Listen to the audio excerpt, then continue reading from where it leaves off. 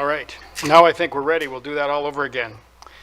Good evening. Tonight is Monday, April 21st, 2025. This is a meeting of the City of Minnetonka Local Board of Appeal and Equalization. I will call this meeting to order, and I will ask Ms. Falk to please call roll.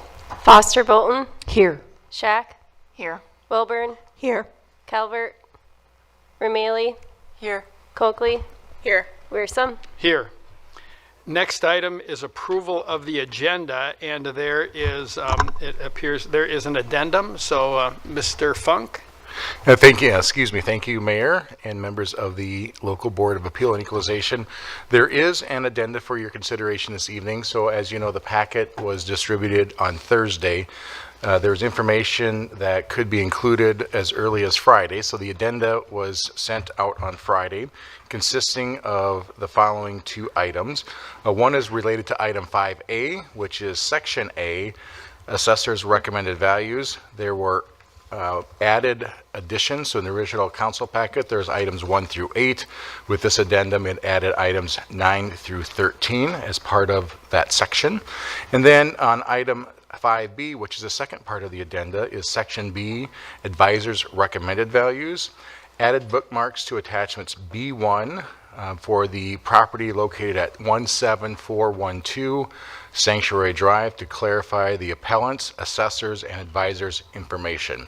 Also added was the assessor's preliminary grid referenced by the appellant. And then finally, there was a replaced assessor's final grid for clarification. So all that information was clarified in that addenda, again, sent out on Friday. There is no recommended action. This is mainly for your information for this evening, and I turn it back to you, Mayor and Council, for your consideration. Thank you. Thank you, Mr. Funk.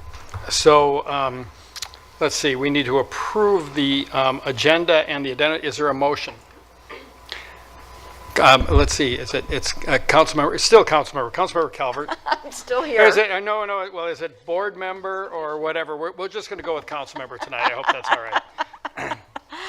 I'd like to move approval of the agenda as amended. And is there a second? Councilmember Rameli. I'll second.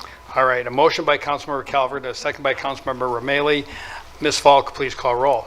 Foster Bolton. Yes. Shack. Yes. Wilburn. Yes. Calvert. Yes. Rameli. Yes. Coakley. Yes. Wearsome. Yes, motion carries. Next item is the introduction of the assessor's report. And so I don't know, Ms. Putz, do you have anything that you want to say? Thank you, Mayor. I do have a few things. Tonight is our reconvene of the 2025 Local Board of Appeal and Equalization.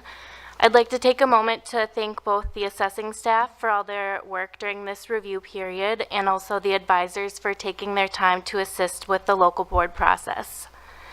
Section 5A contains properties that were reviewed by staff. This includes some new appeals that we've heard from since the first meeting, commercial properties that were listed on Part C of the first meeting, and B2 through 4 of the first meeting that decided to go with the assessor's recommendation.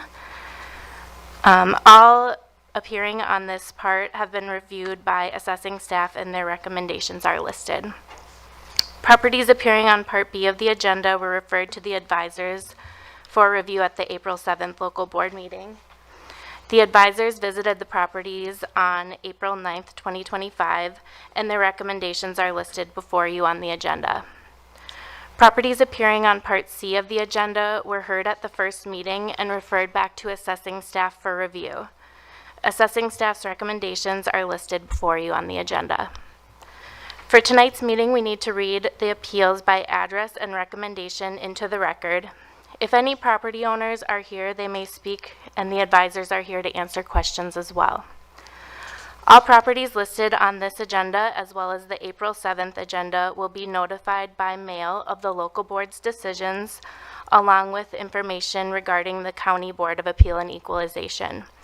Properties listed on either agenda have the option to continue their appeal at the county level, and to do so, they should call Hennepin County prior to May 21st to make an appointment, and the board will meet on June 16th. Thank you. This concludes my report. Thank you, Ms. Putz. So let's see. We move on to, so we don't have anything to approve on that one, no action required. So we will move to item 5, which is appeals to the Board of Review. And so we'll start with Section A, as found in Agenda Item 5A. And we will act first on the properties listed in Section A. These are properties which were reviewed by staff. Is there anyone present who would like to speak on any of the properties listed in Section A? Is there anyone? All right, seeing no one, I will read them into the record as recommended by city staff. And so we'll start with the list, and we've got 13 items to read into the record. The first is 5125 County Road number 101, and the assessor's recommendation is $3,750,000. The second item is 12950 Wayzata Boulevard, and the assessor's recommendation is $3,066,000. The third item is 15802 Wayzata Boulevard, and the assessor's recommendation is $30,927,200.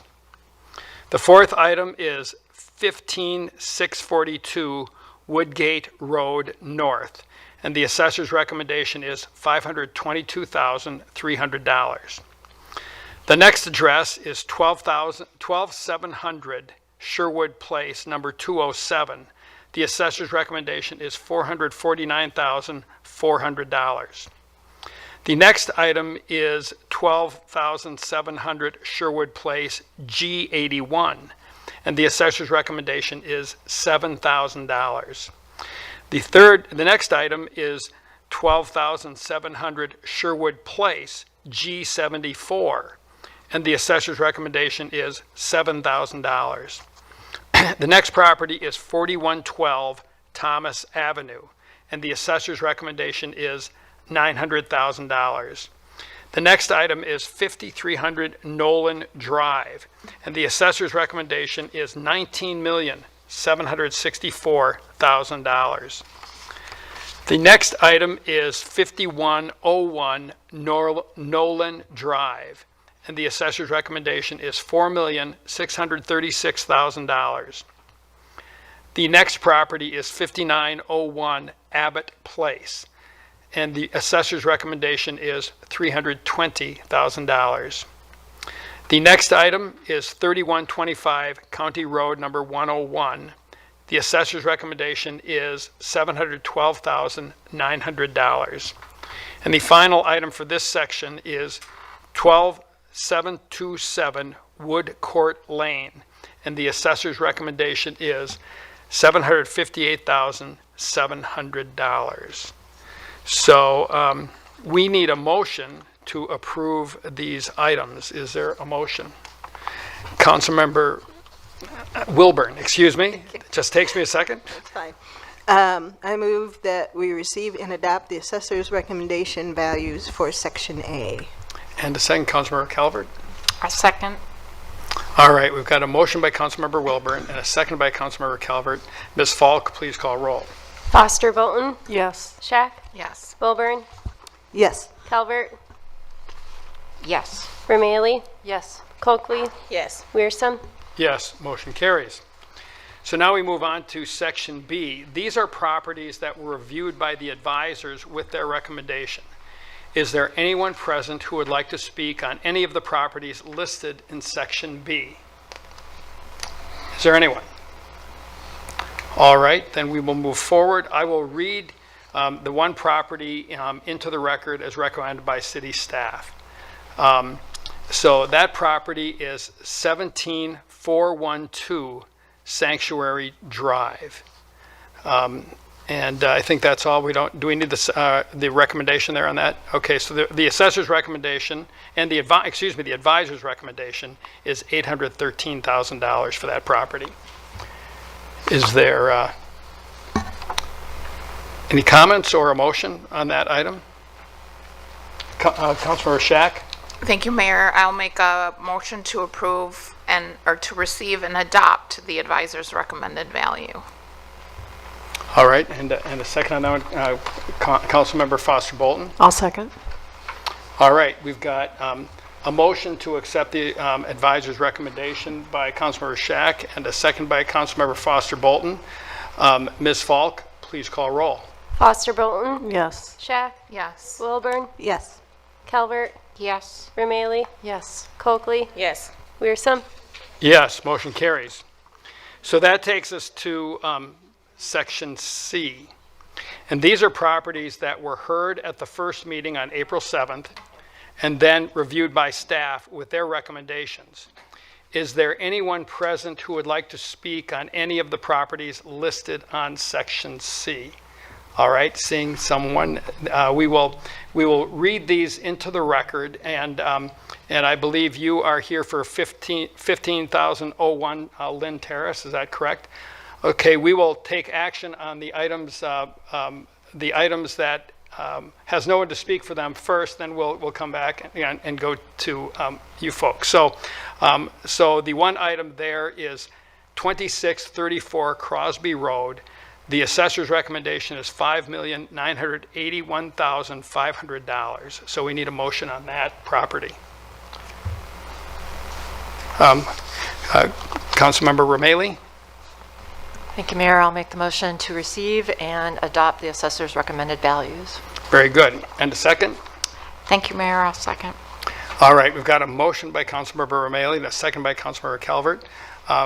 Ms. Falk, please call roll. Foster Bolton, Yes. Shack, Yes. Wilburn, Yes. Calvert, Yes. Romaili, Yes. Coakley, Yes. Wearsome. Yes, motion carries. So that brings us to the second property in Section C, and that is 15001 Lynn Terrace. And I believe the property owners are here, and if you'd like to come forward and tell us what you want us to know, that would be great.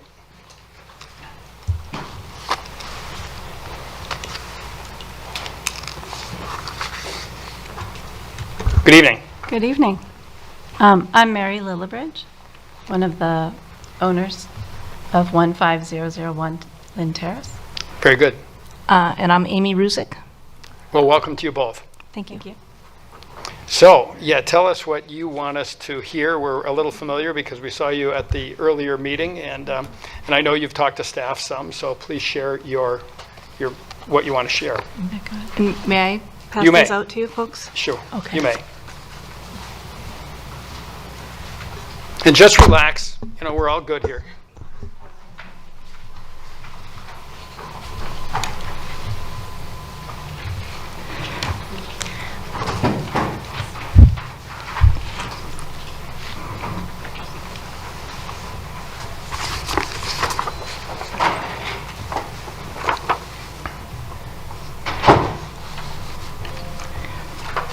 And I'll kind of explain that.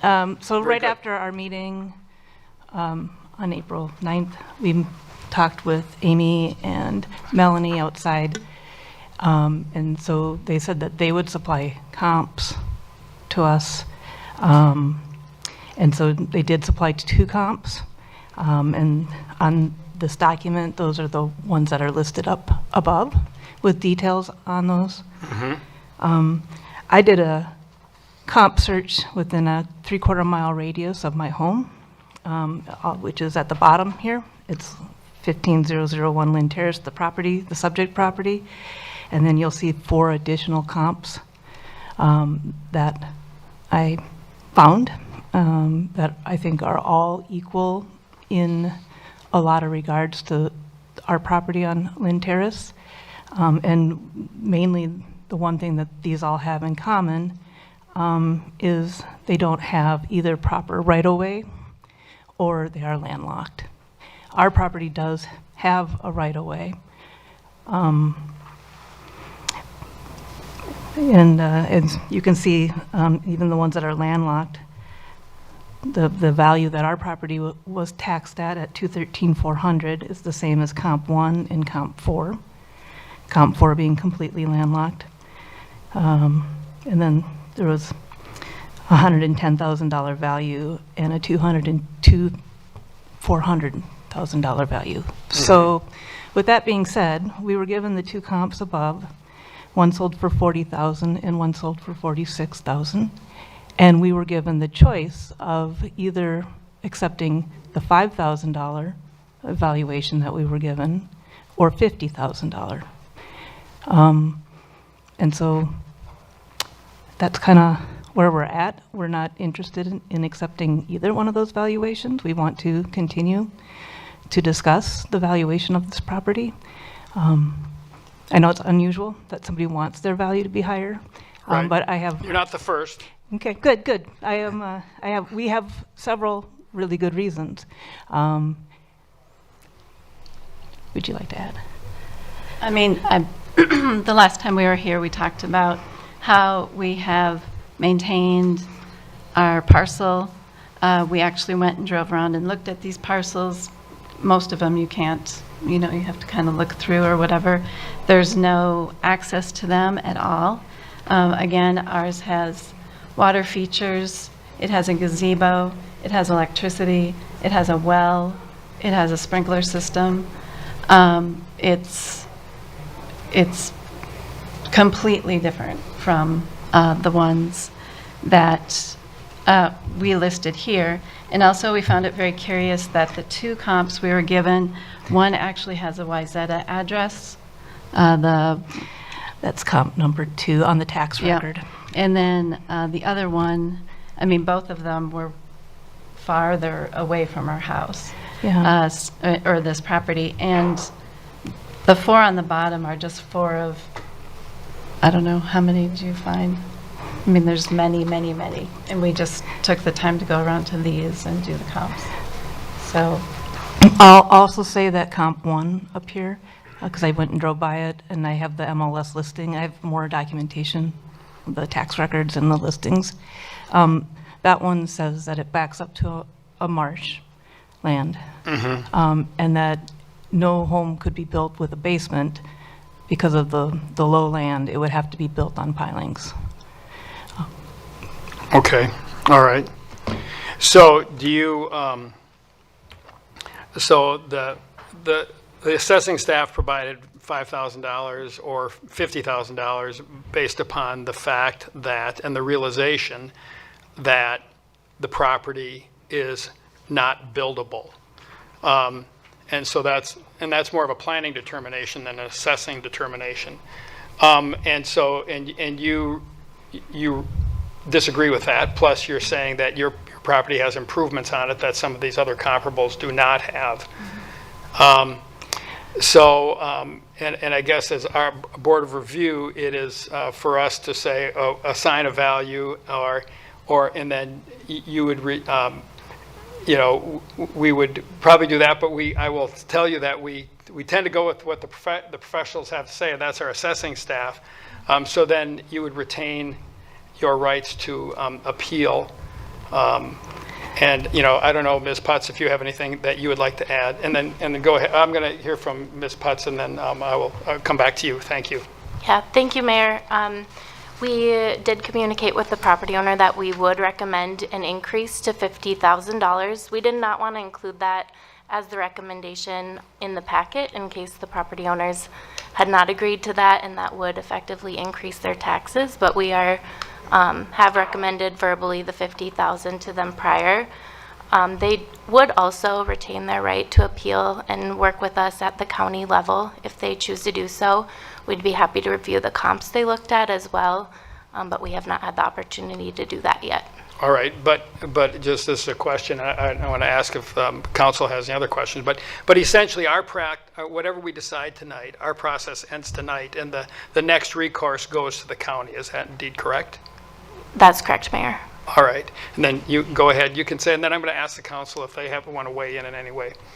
Yeah, so I will say, because you mentioned our lot not being buildable, of the 4 comps below, 3 of them have no right-of-way, period. Right. They're landlocked. I Yeah. would call that not buildable.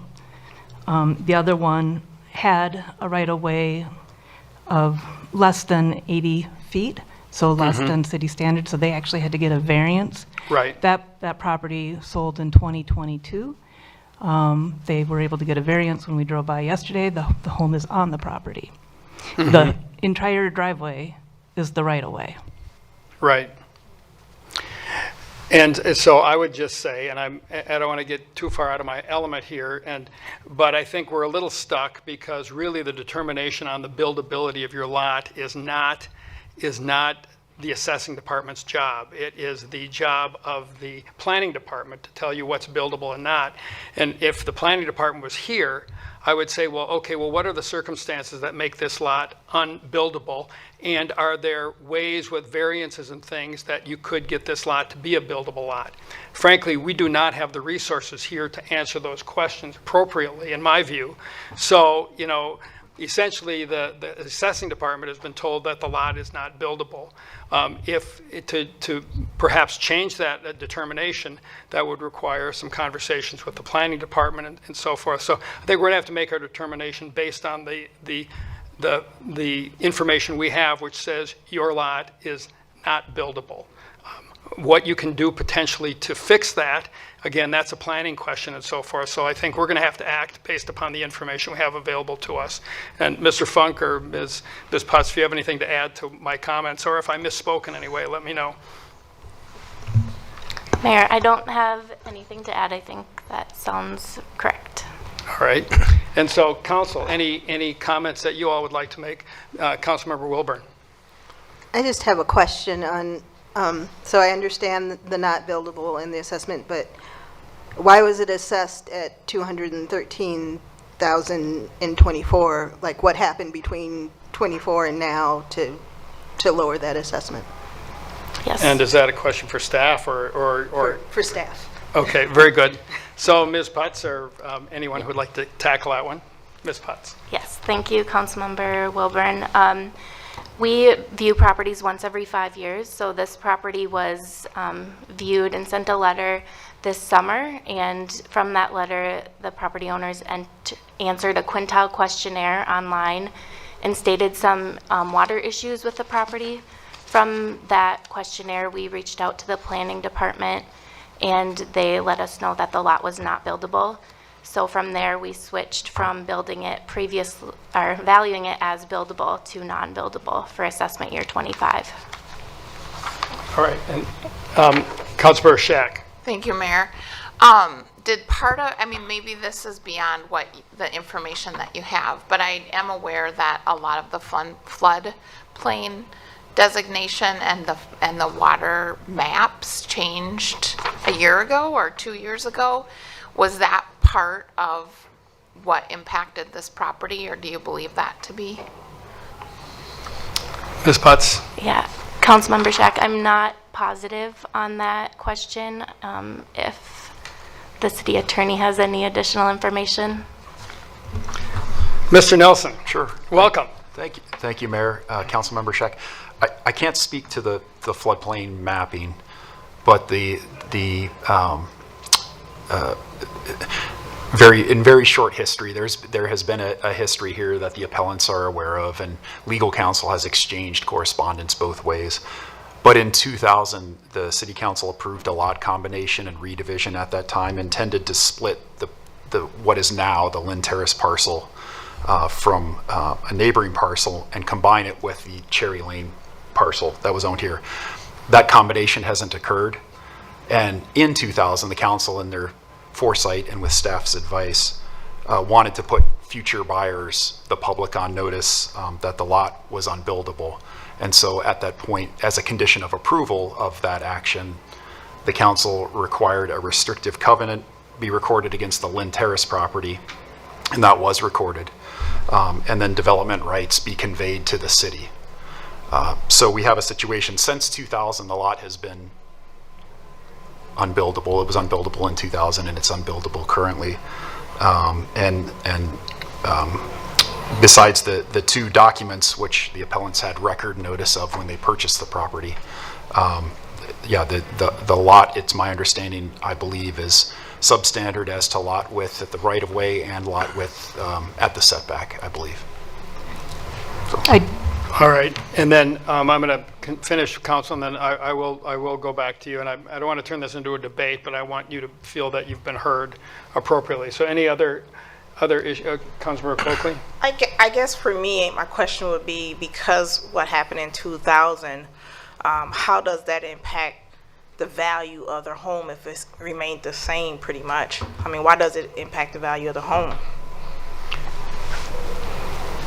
So I'm not going to, I don't know, Mr. Nelson, do you have a comment? Because I mean, essentially, this is an accessory lot, correct? It's next to the lot where their home is. So that we're talking about a lot that is part of their yard, but is a separate property. So there is no home on the property that.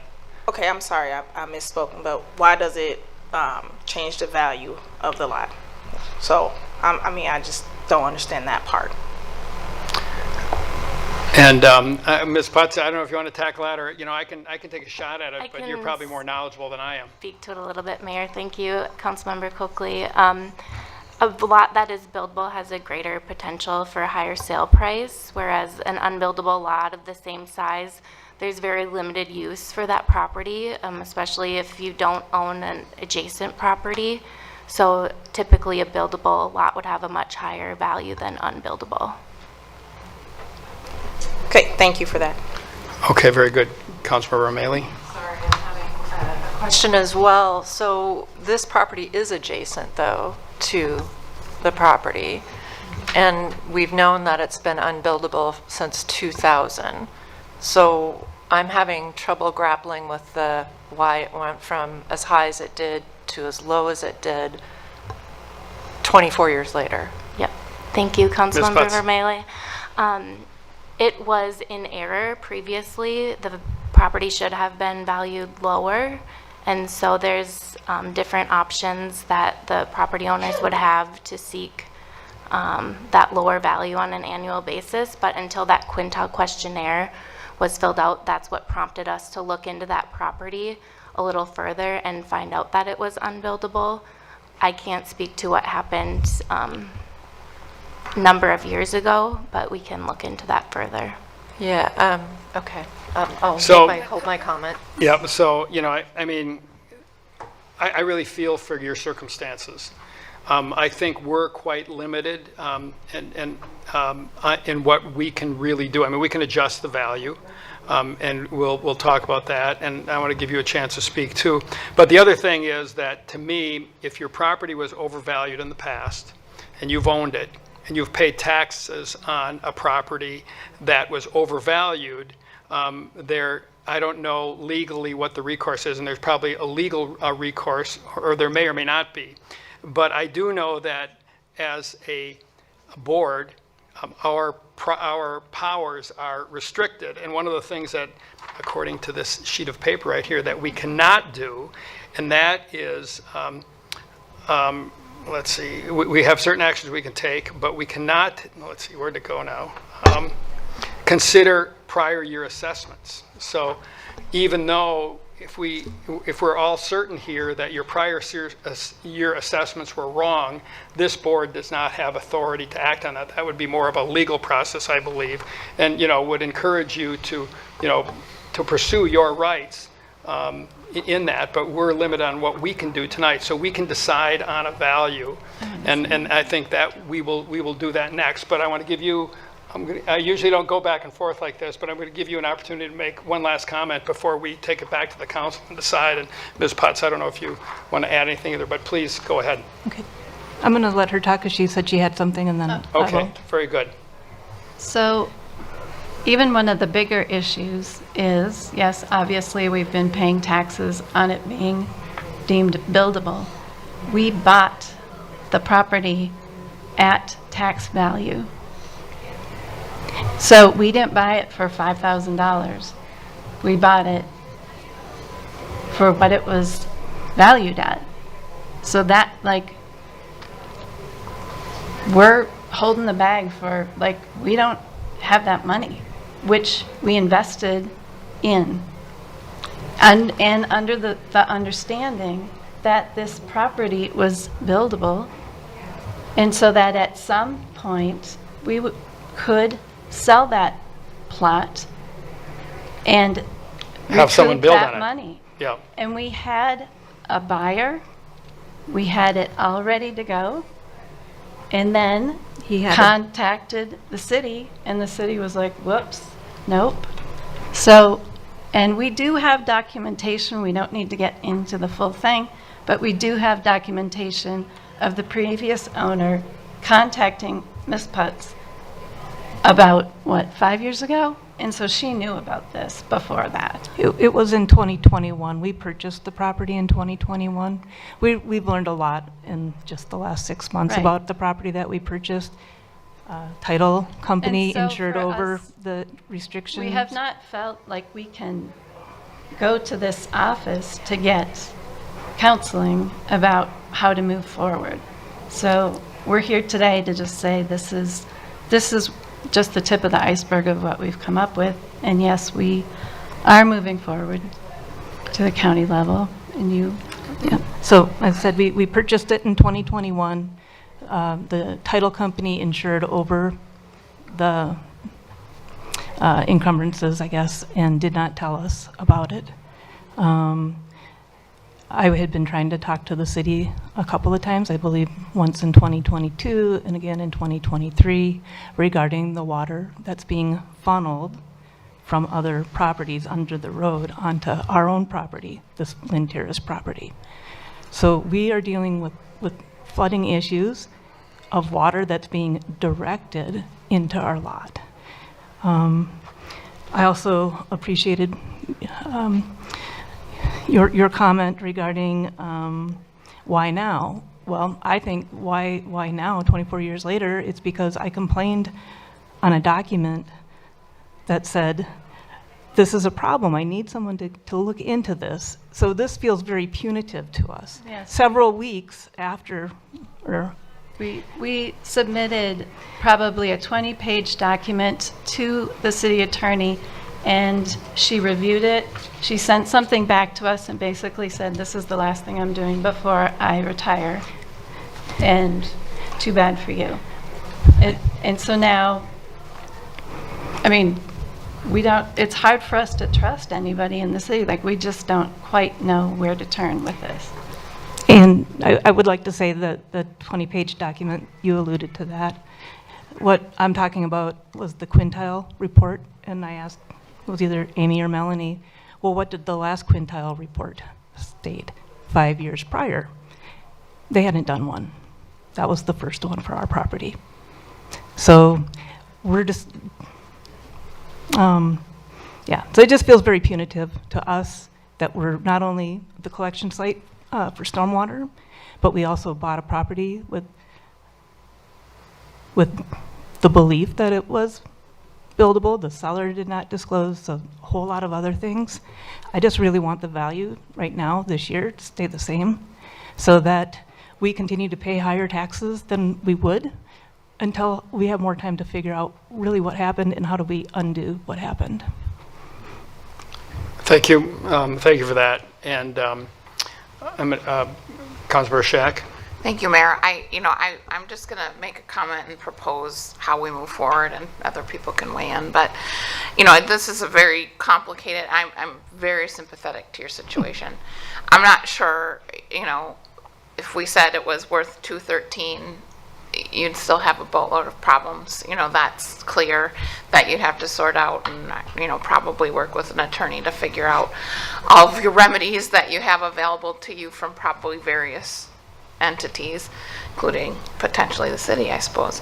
But our purview here is so limited, and it's really to perpetuate a past wrong is probably not something that is the responsible thing to do, as much as I would love to be like, yeah, let's just do what they are asking. So my suggestion is to assign the $50,000 value for tonight. Understand that you've got work ahead of you, and this can go to the county where where you might have a more dynamic process, and as you sort through all of your other things, and certainly, planning staff and other folks here at the city are gonna be a part of that. And I'm very sorry, I'll personally say I'm very sorry that you're in this situation. I would be as frustrated as you are today. But I'm not you know, I think our hands are somewhat tied on what we can do, so that's my suggestion. Thank you, Councilmember Shack. Would anyone else like to comment? Because this is clearly a difficult and not ideal situation. So, Councilmember Coakley.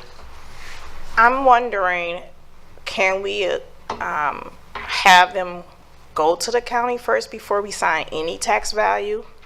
Do we need to assign a tax value tonight? I'm seeing the heads nodding. That indeed, that's our job. We have to assign something. And if we accepted that, would we be No. stuck with that then? No, you do not lose your appeal rights. But we do lose the ability to leverage the money that's in our minds in that lot. And dealing with an attorney is very expensive. And I'm assuming that's probably where we're going to end up, is having an attorney. I'd already been previously trying to find out, from my bank to leverage that lot. Yeah, anyway, are there other comments from council members? Otherwise, I'll comment, but go ahead, Councilmember Romali. Yeah, I just want to echo the comments made by Councilmember Shack. I was in a situation that was not, well, in some ways very similar. I have an adjacent parcel that I had to purchase. Difficulties, although at the county level, not at the city level. The city was actually very helpful to be in that. So I understand the frustration and how daunting it is for middle-class people to have to go out and then hire a real estate attorney and do all this. So just very sympathetic. I agree. I think we don't really have a lot of latitude here in what we can do, even if we can wish you well at the county level. So, just want to reiterate how uncomfortable and difficult this is to go forward, because I think I especially can definitely, I mean, I'm sure everybody can, but having gone through something similar, I can definitely see myself in your situation. So, apologies and for that. And anyway, that. Thank you, Councilmember Romali. Any other comments from Councilmember Foster Bolton? No, I just wanted to say the same thing. I feel really bad that this has happened to you, and I do think that it seems to me at the county level there are a lot of things that will go right. I mean, it seems like you have a case. I don't know anything, but I'm really sorry this is going on for you guys. So I'll just add, I mean, this is about as unfortunate a set of circumstances as I've seen in my time, and wearing this hat and doing this role. And I do apologize that for any part that the city had to cause the situation. I apologize for that, because I hate to see you in this position.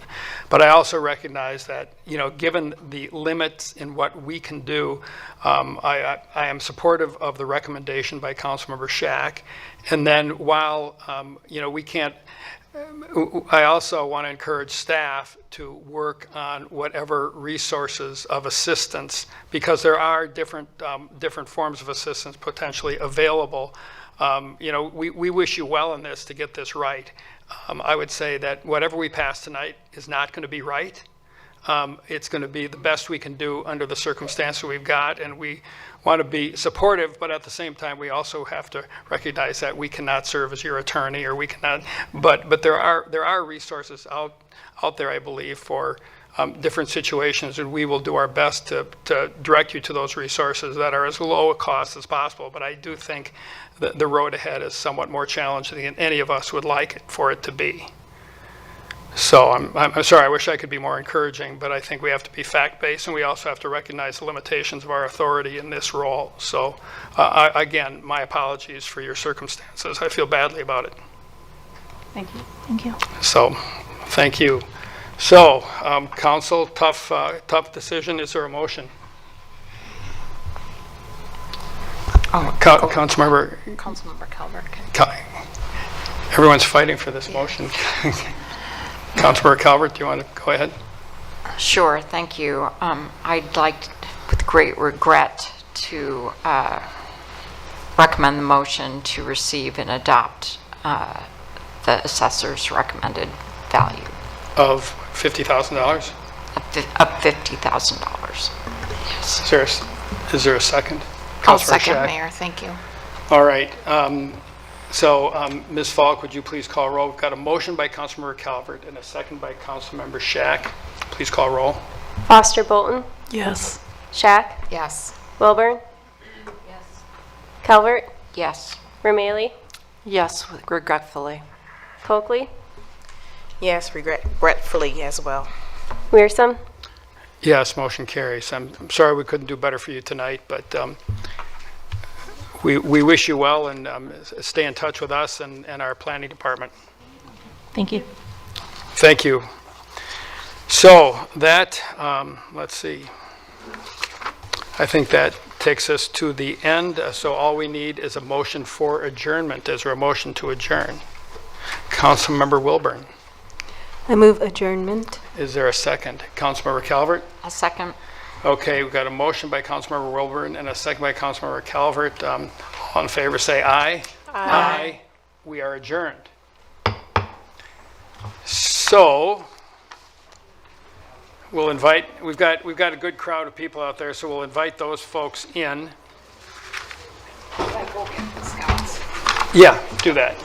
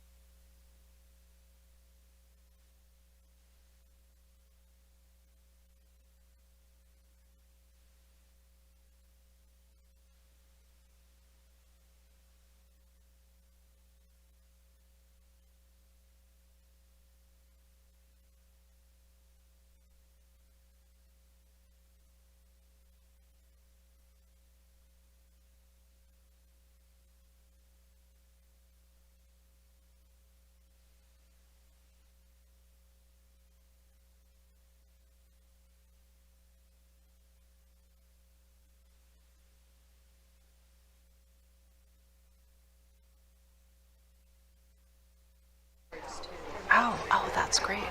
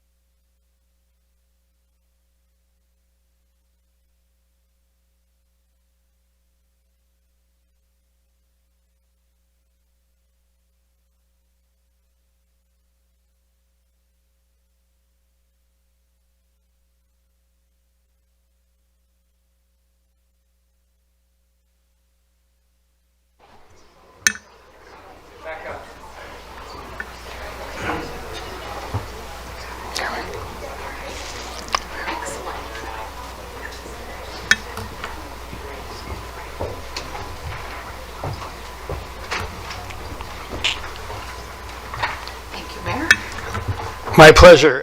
Well, it's nice to see such a big crowd here tonight. And so tonight is Monday, April 21st, 2025. This is a regular meeting of the Minnetonka City Council. I will call the meeting to order. And we have a special treat tonight. We have scouts here tonight, Cub Scouts, I believe, correct? And they are going to lead us in the Pledge of Allegiance. So I will ask you all to stand. And then I want to also give you a warning that after we do the pledge, we're going to take a little break so we can get a picture with the scouts. So we're going to do the pledge. We're going to take a little break. We'll take a picture, and then we'll get back to the business at hand. So scouts, lead us in the pledge. And the flag is over there, so you can look at the flag. And when you're ready, go ahead. I pledge allegiance to the flag of the United States of America and to the republic for which it stands, one nation, under God, indivisible, with liberty and justice for all. Thank you all. So now we're going to take just a quick break, and we'll go and get the and council. Yeah, let's all, council members and scouts, let's go over here, and we'll get a picture, and we'll be back in business. Perfect.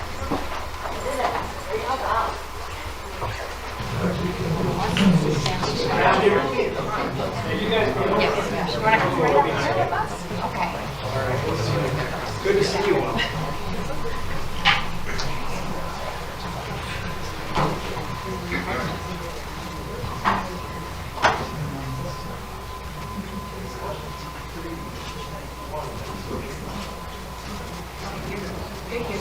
Thank you all.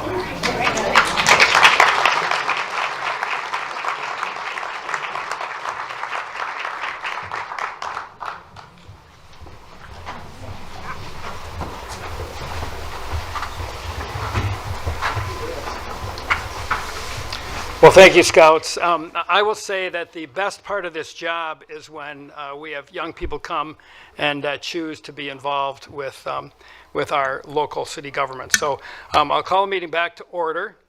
And next item on the agenda is roll call. So Ms. Falk, would you please call roll? Coakley. Here. Foster Bolton. Here. Shack. Here. Wilburn. Here. Calvert. Here. Romalee. Here. Wearsome. Here. Next item is approval of the agenda. I don't see an addendum, but Ms. Dahman or Mr. Funk? Good evening, Mayor and City Council. You are correct, Mayor. There is no addenda for tonight's meeting, so the agenda is presented according to the packet. Thank you. Very good. Is there a Councilmember Calvert? Thank you, Mayor. I make the motion to approve the agenda. And a second. Councilmember Romalee? I'll second. All right, a motion by Councilmember Calvert and a second by Councilmember Romalee. Ms. Falk, please call roll. Coakley. Yes. Foster Bolton. Yes. Shack. Yes. Wilburn. Yes. Calvert. Yes. Romalee. Yes. Wearsome. Yes, motion carries. Next item is approval of minutes. We have 3 sets. I think we can do these all in one motion and one vote. Item 5A is the March 24, 2025 study session minutes. Item 5B is the April 7th, 2025 regular meeting minutes. And the third is the April 7th, 2025 local board of equalization and assessment, not amortization, assessment. All these real estate words. Assessment and equalization meeting minutes. Is there a motion? Councilmember Calvert. Thank you, Mayor. I move approval of the March 24th, 2025 study session minutes, the April 7th, 2025 regular meeting minutes, and the April 7th, 2025 LBAE meeting minutes. Very good. Is there a second? Councilmember Coakley. I'll second. All right, we've got a motion by Councilmember Calvert and a second by Councilmember Coakley. Ms. Falk, please call roll. Coakley. Yes. Foster Bolton. Yes. Shack. Yes. Wilburn. Yes. Calvert. Yes. Romalee. Yes. Wearsome. Yes, motion carries. Next item on the agenda is special matters, and we've got quite a few, and we've got a house full of people who want to see what's happening with special matters tonight. So item 6A is recognition of the 2025 Sustainable Minnetonka Award winners, and I will recognize Ms. Wishnak for that staff report. Thank you, Mayor and council members. I'll just start off and then the mayor will proceed with calling out the award winners. But I just want to give you some background. If you didn't remember, we actually created these awards in 2022. And so far, 10 residents, businesses, and students have been awarded.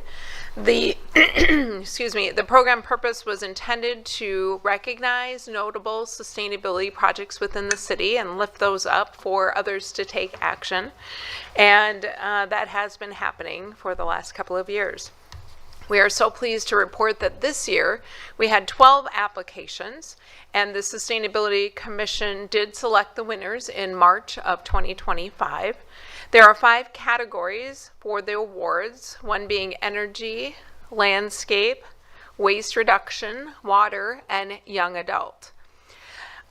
Each of the recipients will have an award plaque that has been made from a single green ash tree that has been removed through the Emerald Ash Borer Management Program. So again, this is a promotion for next year as well. So if you have a project you're working on and thinking about, please think about submitting next year. But we're happy for the mayor to kick off the award ceremony.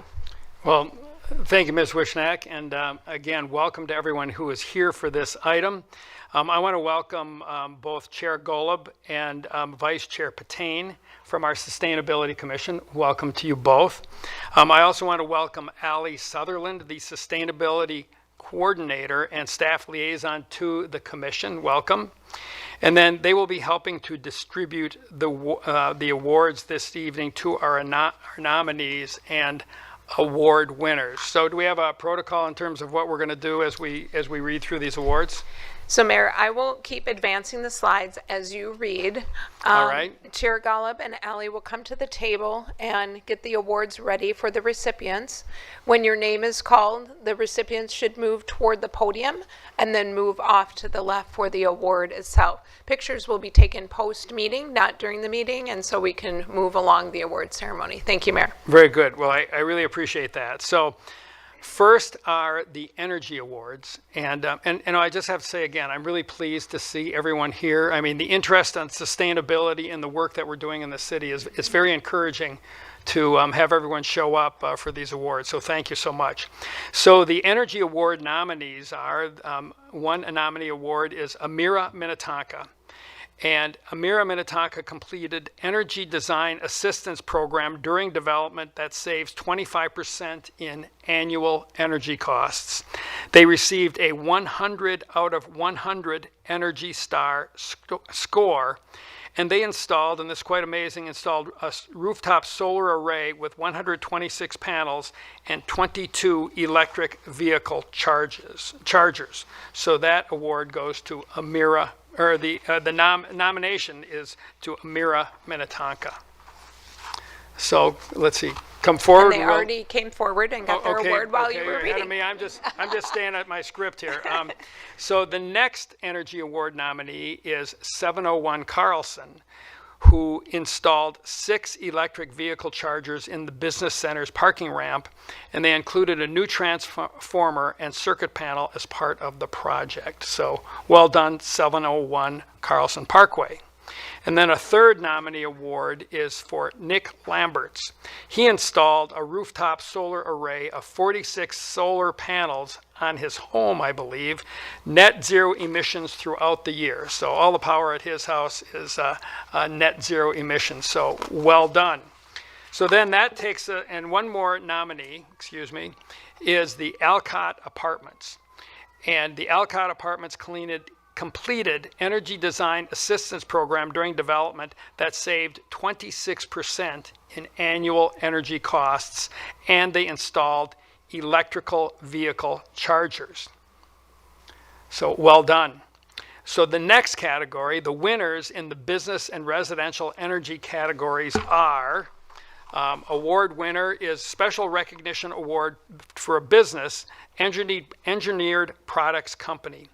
Installed rooftop solar array of 918 solar panels, nearly net zero emissions for an 86,000 square foot warehouse building, and installed 100% LED lighting, efficient HVAC, and electric vehicle charging station. So well done, Engineered Products Company. The second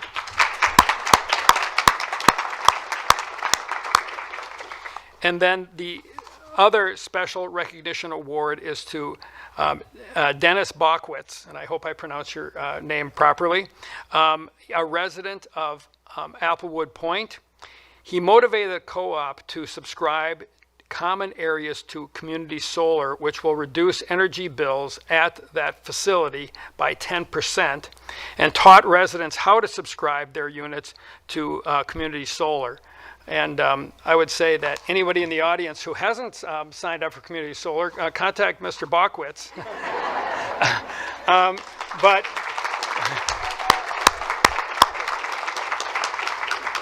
But well done, and that resource, I believe, is generally available. So it's a great thing to do. So our next category is Waste Reduction Awards. And the Waste Reduction Award winner is Lowerson Piano Service. And their business is they tune, repair, and restore pianos. They have a conscious effort to prevent pianos from entering the landfill. And when pianos are beyond repair, they transform heirloom pianos into meaningful art pieces. And if you look here, you can see in the upper left an example of a former piano that has turned into a pretty interesting piece of art. So well done.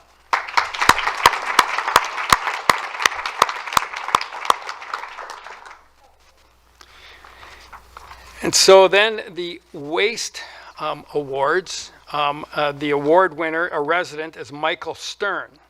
And he salvaged 85% of the house being removed through a home deconstruction project. So salvaged 85% of a house that was being torn down. He redirected over 45,000 pounds of building materials from landfills and donated materials to Better Futures for use in future construction projects. Significant accomplishment. Well done.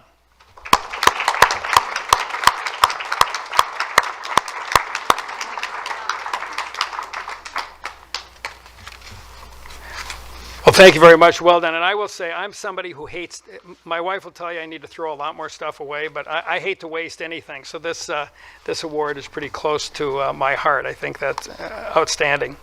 So then in the landscaping category, we have a nominee, Sharon Finney. And she converted a 144 square foot area of lawn to a native pollinator garden. She designed and installed the garden herself with support from the 9 Mile Creek Watershed District, and she uses the garden to teach others on how to plant native gardens. So, Sharon, well done. Thank you. And I will add, I don't know if any of you watched 60 Minutes last night, but they had a great piece on monarchs. And monarchs need native plants, and they need milkweed. And so that work is important. Minnetonka is a monarch champion city. I'm proud of that.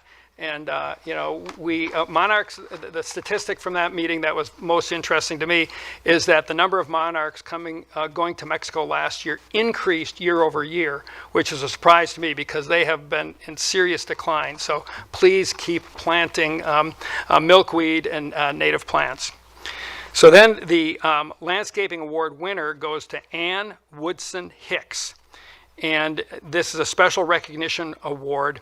70% of her yard is natural landscape. Over 26 native plant species provide habitat for monarchs and other wildlife.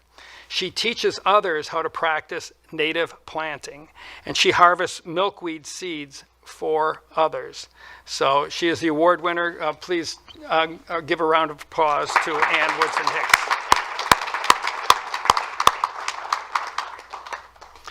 And next is water awards. And the water award is the Clarion Hills Association. They restored half of their shoreline that was covered in buckthorn and planted 75 native plant species. The shoreline, after their work, stabilizes the soil and protects water quality. And they educated residents about the benefits and received community support to restore the remaining shoreline this spring. So, well done. Water is vital.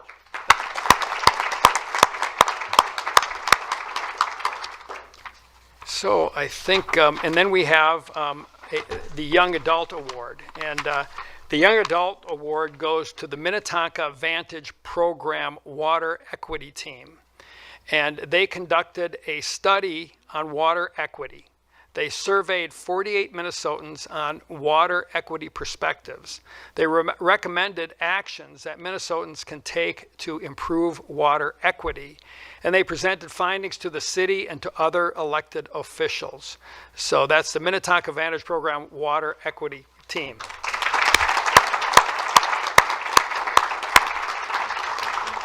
So I just want to congratulate all of the nominees and award winners, and I want to thank you all for being here. And I also want to ask council members if you would like to make a comment or two. You're welcome to, no pressure. Councilmember Shack. I just want to say how inspiring it is to see all of this. I mean, really just such cool stuff. I'm like, well, I'm going to have to do that and do that. And so you've motivated one person at least. So thank you, everybody. And I have a feeling the number of nominees will continue to grow as this gets more publicity. Councilmember Calvert, and then Shack, and then Rameli. Thank you. I'll keep it brief. I will just say it was so thrilling to read this packet, and I just want to thank everybody just for doing what you did. And I think one of the most important aspects, first of all, thank you to Sustainability Commission also for the work you did on this, but this is all about spreading the good word, and I really appreciate the activities of people that shared, like the activity at Applewood Point, getting your neighbors to sign up for solar gardens, and teaching other people teaching your neighbors how to do natural plantings. That's how we make change in our community, and it just is so meaningful and exciting. So thank you very much. And then Councilmember Rameli. Thank you, Mayor. Just want to echo what's already been said. Thank you very much to Sustainability Commission for all of your work. Encourage others to kind of look at the city website and see the resources that we have there. There's lots of great resources, volunteer opportunities, learning opportunities, and hope that all of our residents will take advantage. Also would love to see, don't want to dump on the Sustainability Commission, but we have these two wonderful native landscapes. So a native garden tour or landscape tour would, with some of these projects, would be lovely and inspiring. So again, thank you for your work. Thank you, Councilmember Foster Bolton. Thank you, Councilmember Rameli. Yeah, sometimes meetings get heavy, and after reading the packet this weekend, I was really looking forward to coming to the meeting tonight. So thank you. Well, and I'll just add a couple of things. First of all, I want to thank you all, and Chair Golub and Vice Chair Patain. Thank you for your good work, and for the entire Sustainability Commission. Reading the news isn't so much fun these days, and there's a lot of challenging things going on in the world. But I really believe that local government is where the action is, and you who are showing up in person to our council meeting and to hear about the good things that are being done in our community, that's inspiring. That makes it worth getting up in the morning. So I want to thank you all for that. And then I want to ask you to stick around just a little. You don't have to stay for the whole meeting, but we do have a few other special matters and some proclamations, and I think they're good proclamations. So if you'd stick around till the end of the proclamations, that's great, and then we'll just kind of take a minute or two to let you head out. Then Ms. Wishnak. Just logistically, if anybody could stay after in the hallway for pictures, that would be great, so you can gather out there and take some photos. Thank you very much. Very good. Well, thank you all. So we've got 3 proclamations tonight, and I was a little selfish, and I'm going to do the Earth Day proclamation. When I talked to a few council members today, Councilmember Calvert reminded me that Earth Day is her anniversary, and she was hoping that I would have her read the Earth Day proclamation, but I said, well, I'm going to take it for myself tonight, because Earth Day was something that was initiated by Gaylord Nelson, who was a senator and governor of the state of Wisconsin. And I grew up in Wisconsin. And when I was in 4th grade, I wrote a letter to Senator Nelson to ask him about information about the city of Washington, D.C. And he wrote me a nice letter back, or his staff did. And he informed me that, well, it's a beautiful city, but it's not a city. It's a district. And so he corrected me. And I remember. And then he sent a nice book on Washington, D.C. But in addition to that, he was responsible for much of the wilderness designation that exists in the United States. And I'm particularly fond of the Apostle Islands, which is now a national lakeshore. And it was through his work that that was designated as a wilderness. And I spend a lot of time in that part of the state of Wisconsin, and it's near and dear to my heart. So I'm reading the Earth Day. I'm selfishly reading the Earth Day proclamation today, so I will do that right now. So Earth Day, Tuesday, April 22nd, 2025. Whereas the official 2025 Earth Day theme is Our Power, Our Planet, which invites everyone around the globe to unite behind renewable energy and triple the global generation of clean energy by 2030. Whereas the global community faces extraordinary environmental challenges such as climate change, global health issues, food and water shortages, degradation of ecosystems, inequity and poverty. And whereas all people, regardless of race, ethnicity, gender, income, occupation, age, country of origin, or geography, have a right to a safe, healthy, sustainable environment with economic opportunities. And whereas it is understood that the citizens, businesses, and organizations of the global community must take actions to utilize and support renewable energy generation to ensure equitable outcomes and maximum success. And whereas Earth Day was established in 1970, constitutes an opportunity for environmental stewardship commitments and sustainability efforts, and a commitment to an Earth Day proclamation. And furthermore, let it be known that the Minnetonka City Council will hereby use this Earth Day to celebrate the Earth and make a commitment to take actions that support the 2025 Earth Day theme, and hereby encourages Minnetonka residents, businesses, and institutions to take supportive actions as well. Now, therefore, let it be proclaimed, the Minnetonka City Council hereby pledges this Earth Day, Tuesday, April 22nd, 2025, to support renewable energy initiatives in Minnetonka, Minnesota, and hereby encourages the community to undertake similar actions. Signed, Brad Wierson, the mayor. So, thank you for that. The next is an Arbor Day proclamation. The theme is very similar, and Councilmember Foster Bolton said she would read that for us. Whereas our trees and forests brighten Minnetonka's future by creating jobs, providing areas for quiet contemplation, increasing property values, and making our city more livable. And whereas our trees and forests enrich society by building strong community ties, reducing crime, providing common meeting places and places to recreate, and whereas our trees and forests strengthen our lives by providing lumber for building homes, fiber for producing paper, foliage for decorating, and food for eating. And whereas our trees and forests enhance our environment by moderating climate, improving air and quality and water quality, conserving water and energy, sheltering wildlife, and benefiting pollinators. And whereas each year on the last Friday in April, volunteers and city staff plant trees to invigorate our community and all the natural resources they represent, and dedicate themselves to the continued health of our city's urban and community forest. Now, therefore, be it resolved that the Minnetonka City Council hereby proclaims Friday, April 25, 2025 as Arbor Day, and the month of May as Arbor Month in the city of Minnetonka.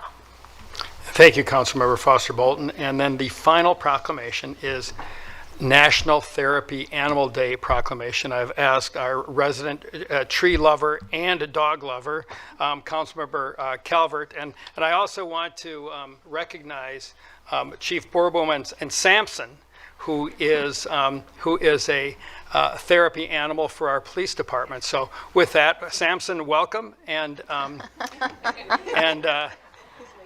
Sampson. Sampson's a friendly guy. Sampson's my favorite employee, I just have to say. So, Councilmember Calvert.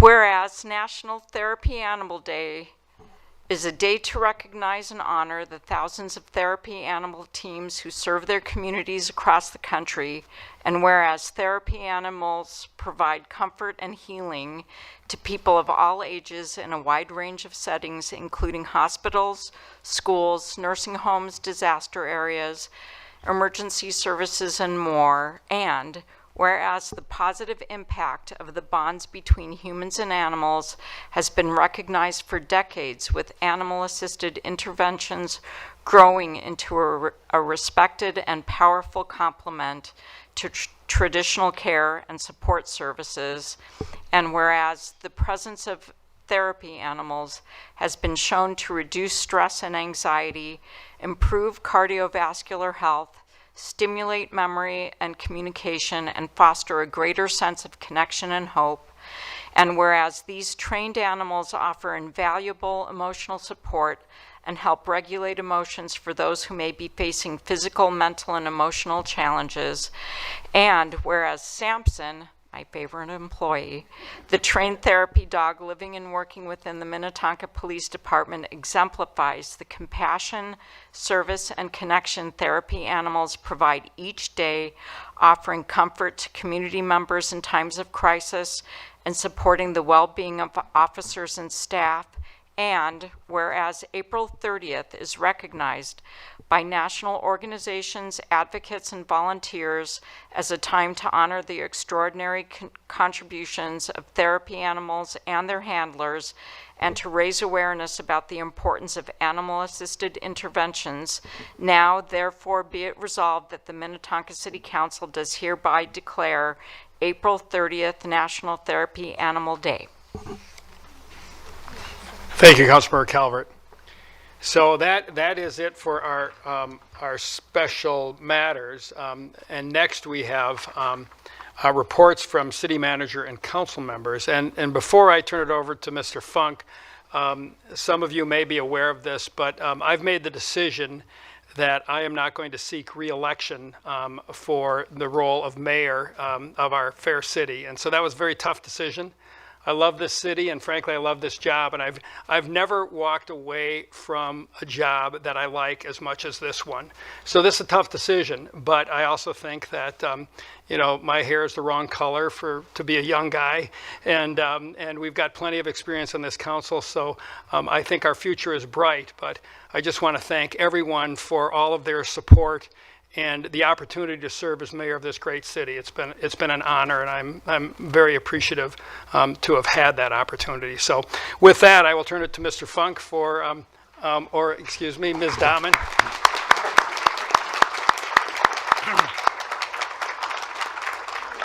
Thank you all. And Ms. Dahman, your report. Thank you, Mayor and Council. I do have a few updates for you this evening. Over the next few weeks, we do have a lot of city-sponsored events happening, two of which are this coming Saturday, April 26th.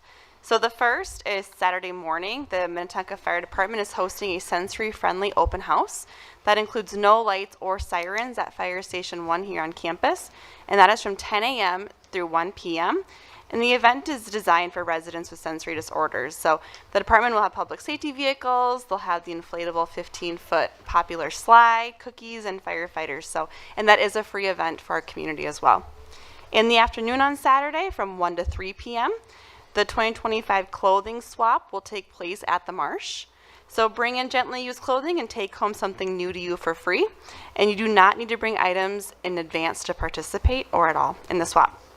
And then on May 1st through 3rd, the Minnetonka Ice Arena will host the Silver Skates Ice Review, which is celebrating its 50th anniversary. So it's a big event for them. And then coming up on May 3rd, the city will host the Marsh Open House Celebration, which is celebrating the 2nd anniversary of the Marsh since the city of Minnetonka acquired the beloved community space. This event will showcase local businesses, wellness experiences, and delicious offerings.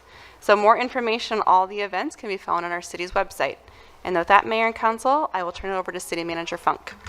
Mr. Funk, good evening. Thank you, Mayor. Good evening, Council. Thank you, Ms. Dahman. Just two quick things for you this evening. As you know, I was out the last 9 days on vacation, and just want to acknowledge publicly my sincere appreciation to Assistant City Manager Miranda Dahman for her leadership and steady guidance in my absence. Her professionalism and dedication ensured continuity in our operations during my time away, and I know you saw that and then worked with her this last week. I'm also really deeply grateful for our staff for their commitment to excellence. Sometimes as a leader and you step away, and it's hard to step away because you're in the trenches so often, but when we look at our staff, one of the defining strengths of our organization is that our work continues seamlessly, regardless of individual absences. And that is really a testament to the depth of talent that we have and the strong systems we have in place here at the City of Minnetonka. And for me, it's reassuring and frankly a point of pride to know that our organization remains positive, responsive, effective, and well-led at every level. So with that, just really want to acknowledge those when I step away, that we have great people here that you wouldn't know that I stepped away. So thank you to all of our staff. And then also want to take a moment to acknowledge Mayor Wersum's recent announcement he just made a few minutes ago that he will not be seeking re-election. Mayor, you mentioned gray hair. You will not know what kind of color I have, but on behalf of our staff, I want to express our sincere appreciation for his leadership, his partnership, and unwavering commitment to the Minnetonka community. While there are still several months ahead, Mayor, there's frankly 8 months ahead in his term, we will remain focused on advancing the city's strategic priorities and continuing the work we've set in motion together. And as staff, we will work throughout his remaining tenure and your tenure, Mayor, to honor and celebrate your impactful legacy to our community. So looking forward to the last 8 months working with you, and we wish you the best, and certainly a lot more to come probably in November and December. So with that, thank you, Mayor and Council. Thank you, Mr. Funk. So, Council, are there other reports that anyone would like to make? Councilmember Coakley. Thank you, Mayor. I just want to make a comment. So this morning when I was driving my daughter to school, coming up Highway 7, there was a driver, I don't know if they were doing road rage or what was going on, but it was some teenagers that was driving, and it was another driver behind the teenagers, and they just kept honking the horn at the teenagers.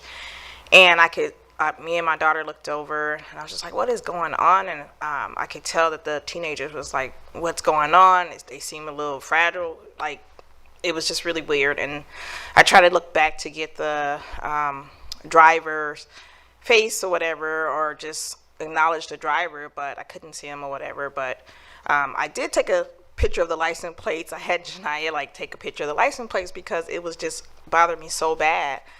And I just want to tell drivers to take your time. When you have teenagers or folks on the road, it doesn't matter if it's teenager, elders, whoever it is, but take your time. You don't have to honk your horn at someone to cause a problem. Sometimes people can get really nervous, and that can cause an accident, just continuously honking horns. And so I just want to encourage folks who's driving on the highways, driving on streets, really just think about other people, think about the impact honking horns can have on someone who's driving, especially young people, because they're new to driving, and maybe the young person did something to tee that person off. I don't know, but regardless, we have to think about others before we start honking horns. And so just want to say that out publicly, and hopefully, people can take that into consideration. So that's pretty much it. Thank you. Thank you, Councilmember Coakley. Councilmember Shack. Thank you, Mayor. I'll just echo Mr. Funk's comments.